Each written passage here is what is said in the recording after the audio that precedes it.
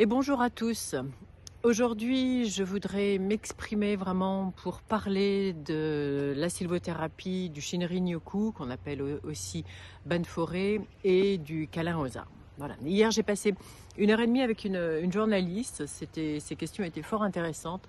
Et surtout, je me suis aperçue, après cette heure et demie passée avec elle durant l'interview, qu'il était important que je vous explique exactement ce que c'était que ces trois thérapies qui sont vraiment des choses absolument différentes.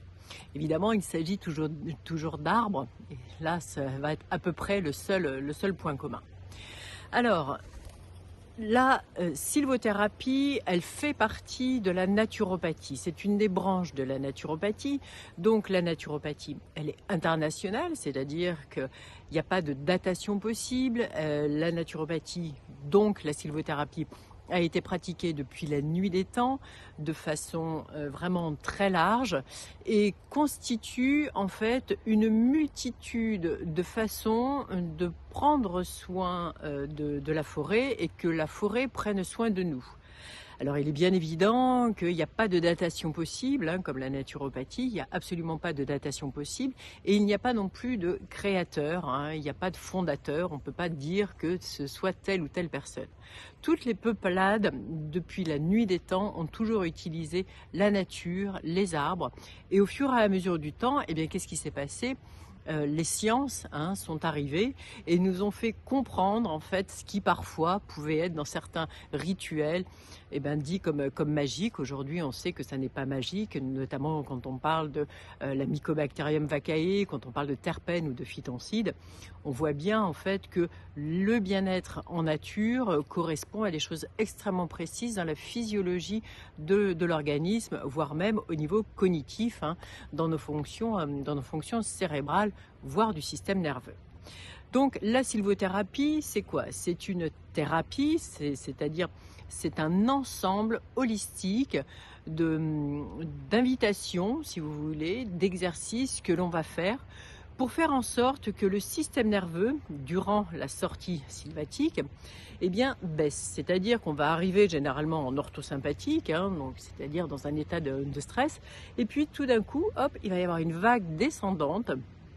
Lors de l'immersion, on va essayer le plus possible d'atteindre le parasympathique et d'atteindre vraiment des niveaux de non-stress, des niveaux de détente qui vont permettre à nos hormones du bonheur, notamment la dopamine, la sérotonine, voire l'endorphine, les endorphines qui sont très importantes puisque ce sont des morphines endogènes, pour avoir une phase de récupération pour aller plus loin dans un traitement par exemple et pour récupérer face à beaucoup de stress qu'on peut engendrer. Et à la sortie de cette immersion, on revient et donc il va y avoir différents paliers comme ça par vague lors d'une sortie de sylvothérapie. La sortie de sylvothérapie, ça n'est pas une sortie de nature où on fait des exercices de créativité ou des exercices ludiques. Ça n'est pas du tout ça. C'est quelque chose qui est très codé. Ce sont des séances codées. Pourquoi ce codage ? C'est pour aller vraiment remplir les besoins, répondre aux besoins de nos clients le plus possible en fonction de leur pathologie ou besoin au niveau émotionnel. Alors il est bien évident que c'est quelqu'un qui a un cancer ou un diabète, nous on ne va pas du tout s'occuper de la maladie. Par contre, on va savoir que la personne a cette pathologie et on va travailler donc. Quand on connaît bien son affaire, quand on connaît bien les arbres, on va amener la personne vers tel ou tel arbre avec telle ou telle invitation afin justement de lui permettre d'avoir une parenthèse de sécurité, une parenthèse de bien-être qui va permettre à son organisme d'avoir, si c'est pour un cancer par exemple, une chimio peut-être la semaine d'après.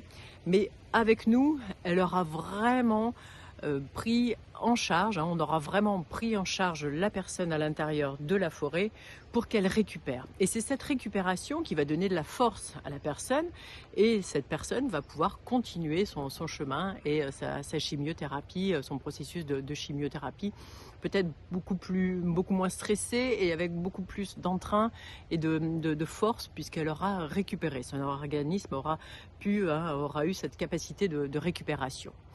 Donc évidemment, la sylvothérapie, il faut connaître les hormones, il faut connaître le système cognitif, il faut connaître le système nerveux, il faut connaître les arbres, il faut connaître les différentes terpènes. Donc ça n'est pas une sortie de nature, je la rappelle, je vois beaucoup de choses qui passent sur Internet malheureusement, donc je voudrais vraiment rectifier le tir, et je vous assure que faire une sortie de sylvothérapie quand vous êtes accompagné est vraiment très très prenant pour l'accompagnant, puisque l'accompagnant bien-être en nature, c'est ce que nous sommes dans notre métier, puisque nous sommes tout à l'écoute, on est en écoute active de la personne pour répondre au mieux à ses besoins. Alors ça va passer par quoi? Ça va passer par différentes phases que je n'aurai pas le temps de vous expliquer aujourd'hui, mais différentes phases durant cette sortie qui vont amener la personne à aller mieux. Et je vous assure, depuis le temps que je fais ça, j'ai vu nombre de gens vraiment avoir des gens qui étaient en hypertension, avoir la tension qui descend, le rythme cardiaque qui se régule, avoir vraiment des gens qui ne dormaient pas depuis des lustres, enfin dormir, voilà. Des gens qui étaient gênés au niveau de la sphère ORL, qui après une séance de sylvothérapie, récupèrent. Mais au niveau émotionnel aussi, on va travailler sur le psycho-émotionnel. Les arbres vont nous servir de miroir. Donc dans cette thérapie, il va y avoir un effet aussi de thérapie cognitive, où on va faire des mandalas, mais on va faire des accompagnements mandaliques. Ce ne sont pas juste des mandalas créatifs pour mettre 3 pommes de pin dans un cercle. On va faire un accompagnement mandalique, et donc la nature va nous fournir en fait la matière pour accompagner la personne, mais plutôt que ce soit du coloriage, nous on va le faire en nature avec tout vraiment tous les éléments de la nature qui vont nous y aider. Pareil pour du land art, pareil pour quand on fait du culinaire, pareil si on fait des tisanes d'arbres, des choses comme ça. Il va y avoir toujours une explication derrière. On va faire à certains moments de la sortie de sylvothérapie des invitations vraiment propice à la personne et vraiment adapté à la personne. Voilà, j'insiste vraiment là-dessus parce que c'est très bien d'emmener les gens en forêt, c'est déjà un bon départ, mais vraiment la sylvothérapie, ça n'est pas une balade, ça n'est pas une promenade, c'est un accompagnement bien-être en nature. Alors, comme il n'y a pas de datation, effectivement, l'appropriation peut être assez facile, mais bon, vous voyez bien que déjà en naturopathie, on arrive quand même à aider maintes personnes. Et puis, d'un autre côté, vous avez, là il y a une datation, vous avez ce qu'on appelle le Shinrin-yoku, qui veut dire littéralement bain de forêt. Et lui, ce Shinrin-yoku, ce bain de forêt, né dans les années 80. Donc vous voyez, ça n'a absolument rien à voir, puisqu'en fait, on sait bien que ça n'est pas de la sylvothérapie, puisque la sylvothérapie était aussi utilisée, le plus récemment, c'était dans les années 30, notamment dans les sanatoriums. Dans les sanatoriums, déjà, on allait mettre les gens dans les forêts, sous les arbres. Pourquoi? Pour des problèmes de tuberculose, des problèmes d'asthme notamment, des problèmes de toute la sphère ORL, et avec des résultats absolument incroyables. Sauf qu'à l'époque, on n'avait pas encore cette notion d'ion négative, de bactéries non pathogènes, de terpènes, de chromathérapie, tout ça, voilà, qui font vraiment l'essence propre de la sylvothérapie en phase avec la naturopathie. Voilà. Dans les années 60, les derniers sanatoriums ferment, malheureusement, et la sylvothérapie est remise au goût du jour au fur et à mesure, notamment en Europe, en Finlande, en Allemagne et puis en France. Voilà, en Italie aussi beaucoup. Le Shinrin-yoku, lui, à proprement parler, puisque c'est le bain de forêt littéral, hein, naît donc dans les années 80, sous l'égide d'un des professeurs, ça n'est pas le seul, mais un des professeurs que j'ai rencontré en 2019, c'est le docteur Ching Li. Le docteur Ching Li a fait des tests, hein, sur des centaines de personnes. Donc il a fait des exercices en forêt et les mêmes exercices en ville. Et il a comparé en fait les résultats de ces sorties, de ces exercices qui consistaient à faire des respirations, des méditations, des contemplations, hein.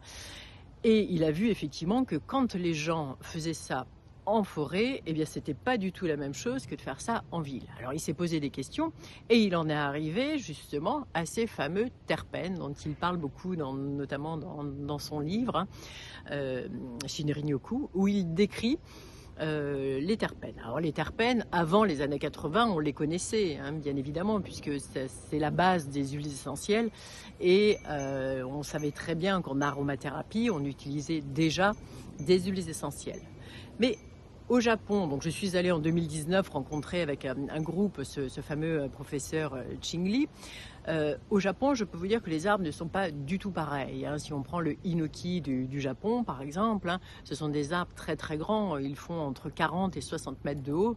Et puis, il faut quand même pointer du doigt quelque chose, c'est que leur culture n'est pas du tout la même que nous. C'est-à-dire que eux, ils sont vraiment animistes, hein, ils sont shintoïstes et ils sont vraiment animistes.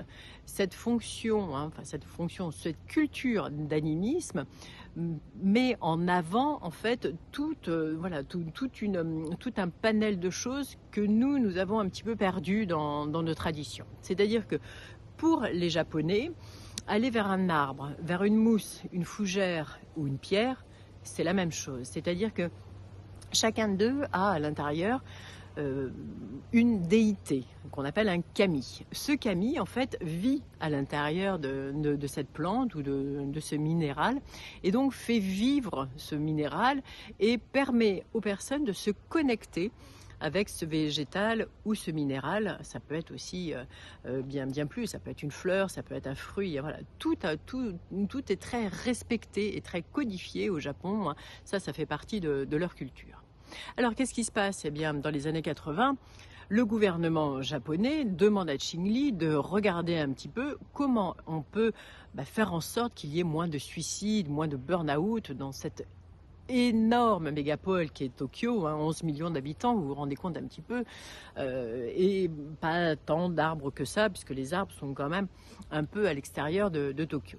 Alors, 68% du Japon est quand même boisé, vous vous rendez compte, alors qu'en France, on a 30-32% du territoire qui est boisé. Mais ça va de mieux en mieux, hein. Là, le reboisement de la France va de mieux en mieux avec le travail de beaucoup de personnes qui replantent, hein, et un respect de plus en plus et de considération pour l'environnement et nos arbres. Donc, le gouvernement donne un budget à certains professeurs, notamment le professeur Ching Li, en leur disant essayez de faire quelque chose pour que les Japonais aillent mieux. Et effectivement, ils ouvrent, alors ce sont des forêts, hein, ce sont des grandes forêts qui sont ouvertes, où vous pouvez vous faire accompagner par des guides de Shinrin-yoku, qui vont vous permettre de faire du tai chi, du qigong, des respirations, mais aussi de manger, puisqu'on mange aussi en forêt, hein, mais ça c'est les traditions vraiment à la japonaise. On va aussi aller se reposer, on va faire de l'énergétique avec les arbres, voilà. On peut faire aussi de l'ikebana quand c'est un petit peu aménagé. Ils vont faire ce genre de choses. Mais le bain de forêt, ça prend tout son sens si c'est fait sur 3 nuits, 2 jours. C'est-à-dire que durant ces 2 jours, eh bien, il va y avoir 4 sorties de sylvothérapie. Ces 4 sorties vont être 4 fois 2 heures. Donc ces 4 fois 2 heures vont permettre aux guides d'accompagner les personnes qui sont dans des hôtels, hein, et donc durant le week-end, ils vont sortir 4 fois avec le guide. Donc généralement ils arrivent le vendredi soir, ils repartent le dimanche soir, mais ça c'est vraiment le bain de forêt qui va être sur un week-end. Donc ça n'a rien à voir avec les 2 heures généralement qu'on peut proposer quand on fait de la sylvothérapie. Sachez aussi qu'on fait des stages de sylvothérapie de 2 jours, bien évidemment, en fonction des besoins de la personne. De l'autre côté, vous allez avoir alors il y a 62 centres, 62 forêts au Japon actuellement qui ont été recensés, qui ont reçu un label pour dire qu'on pouvait pratiquer le Shinrin-yoku dans ces forêts-là. De l'autre côté, vous allez avoir, donc là on n'est plus du tout au Japon, là on va aller en Inde, le câlin aux arbres, le fameux tree hugging. Alors, là, on va directement dans les années 1730, donc vous voyez 18e siècle, où il y a un peuple en Inde, au pied de l'Himalaya, les Bishnoi, qui veut en fait protéger, c'est un groupe de protection de l'environnement, mais ça c'est dans leur culture. Ils veulent à un moment donné protéger une forêt, et il y a 363 personnes qui sont tuées parce que le Maharaja a besoin de bois pour construire son nouveau palais, mais ce peuple-là, les Bishnoi, eh bien, s'oppose et donc enserrent les arbres par leur corps, c'est-à-dire qu'ils font bouclier avec leur corps pour protéger les arbres. Bon, évidemment, ils sont tués, et aujourd'hui encore, tous les mois de septembre, ce peuple-là eh bien, est honoré, tout simplement. Ça, on est en 1730. Et puis, on va aller un petit peu plus loin. On va arriver dans les années 70, où ce mouvement environnemental, en fait, de protection de la nature, ressort encore en Inde et va s'appeler le Chipko. Alors, le Chipko, ça va être exactement pareil.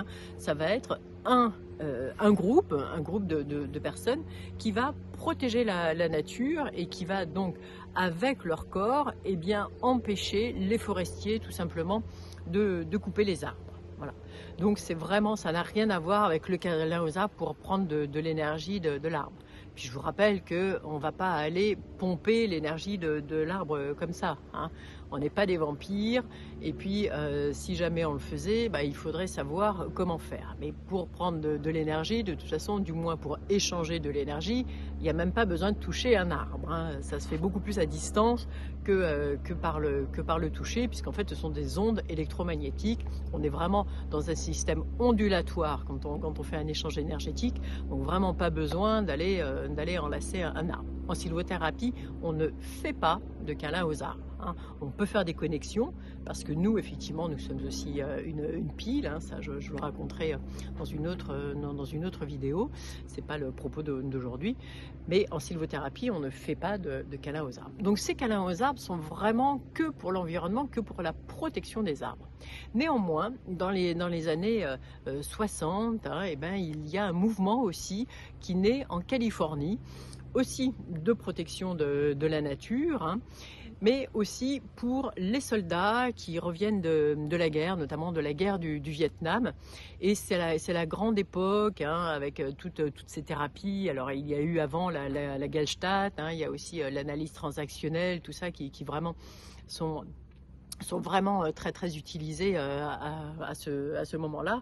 Et on va utiliser pour les soldats qui reviennent de la guerre du Vietnam, eh bien aussi cet enlacement de l'arbre qui est fait pour produire de l'ocytocine, une hormone, et pour se réconcilier, pour se réconforter. Voilà. Alors il y a d'autres thérapies qui existent, mais celle-ci en est une. Voilà. Donc j'espère vraiment que vous avez bien compris maintenant la différence entre la sylvothérapie, le bain de forêt et le tree hugging, le câlin aux arbres. Franchement, ça n'a rien à voir. Les uns avec les autres, ce sont 3 choses différentes. Il ne faut pas les mélanger. Voilà, il faut être vraiment en conscience de ce que l'on fait. Mais de toute façon, sachez une chose, c'est que les arbres sont là pour nous, c'est que notre cerveau et notre corps, en miroir avec les arbres, eh bien, seront toujours en relation, et que on arrive juste en étant en conscience, je dis bien en conscience, dans la nature et dans la forêt, eh bien, on est vraiment le miroir et ils sont notre miroir. C'est-à-dire qu'il y a quelque chose qui se passe entre les arbres et nous qui est juste exceptionnel. Et ça, je pense que vous le savez, j'ai même pas besoin de vous le dire, les arbres sont absolument formidables, c'est une nécessité. Hein. Ils représentent, avec le plancton, eh bien, toute l'oxygène, la production d'oxygène. Ce sont des filtres permanents, à part la nuit et puis pour certains les périodes de dormance en hiver, mais sinon ils sont toujours là pour nous aider. Voilà, j'espère que cette vidéo vous aura servi et que vous pourrez la partager pour que tout le monde puisse avoir cette information qui, selon moi, est juste essentielle. Merci pour votre écoute, à bientôt.